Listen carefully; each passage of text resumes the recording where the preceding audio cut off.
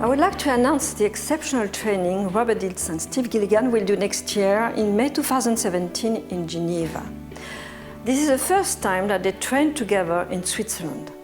IDC is very proud and excited to present this event, so please watch the video and see what they have to say.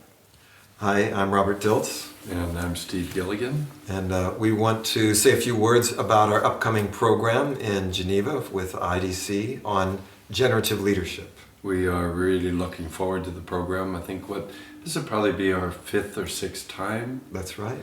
But each time Robert and I have presented separately, individually, and this time we're going to do it collaboratively. That's right. Which I think says something about this program that we're going to be doing on generative leadership. And you know, I think in today's world it becomes more and more obvious that leadership itself is one of the most important skills that are necessary not only from executives in companies but all through an organization.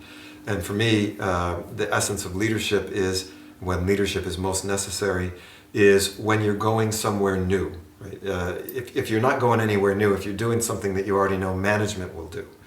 Leadership becomes essential when you're trying to create something different, you're trying to go somewhere new. It's something that involves risk, it involves challenge, it involves uncertainty, and it involves creativity. So what would a generative leader be then? Well, when we talk about generative, probably the closest word for it is creative. So what we'll be exploring with you is how to help people in terms of their leadership skills be able to develop what we call a generative state. We talk about that in terms of what the somatic intelligence, what the somatic presence is of a generative leader. How do you embody it? How do you speak it? How do you touch people with this nonverbal presence that opens a space of creativity? We talk about generative in terms of what we call the cognitive mind. What is the vision that you're bringing? How do you articulate that vision? Exactly. How do you speak the vision in a way that awakens and touches everybody in the community?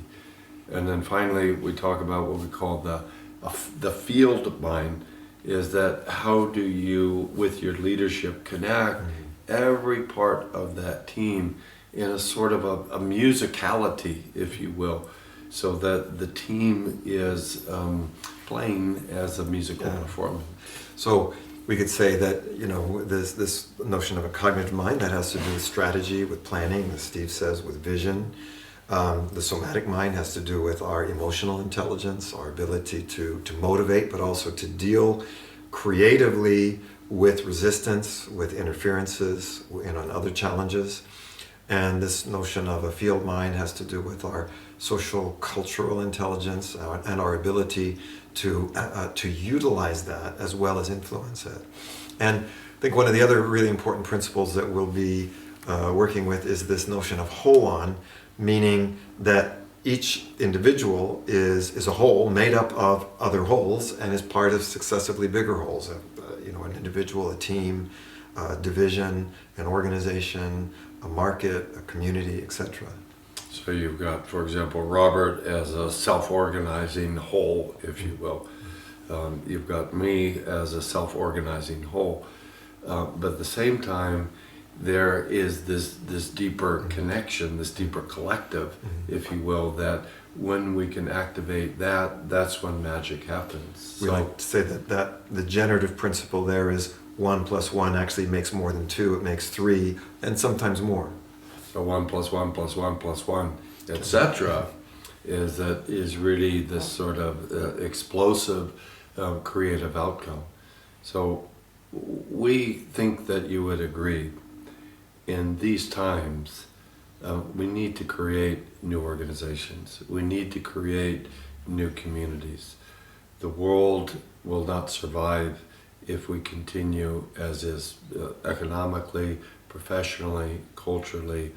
So this particular topic of what it means to develop a leadership that really can be creative and transforming, it's really one of our most passionate topics.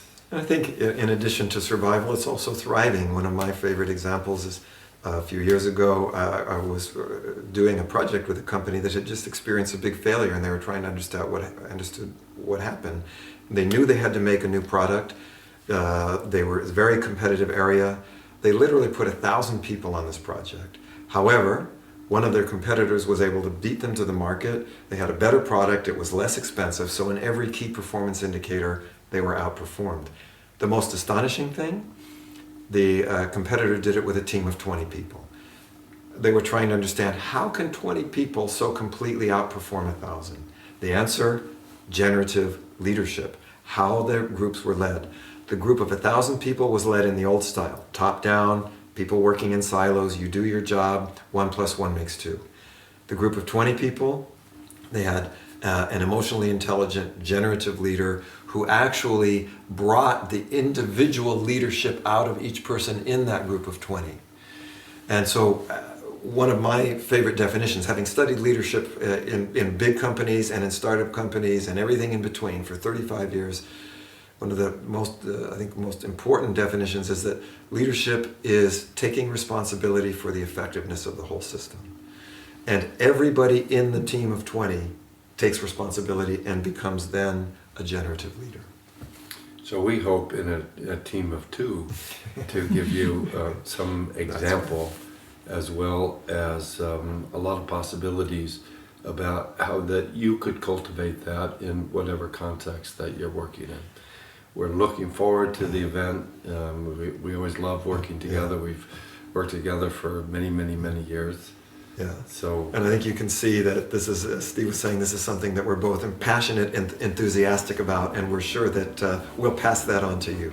So we hope to see you at the event. Please come and join us. Bye for now. Thanks.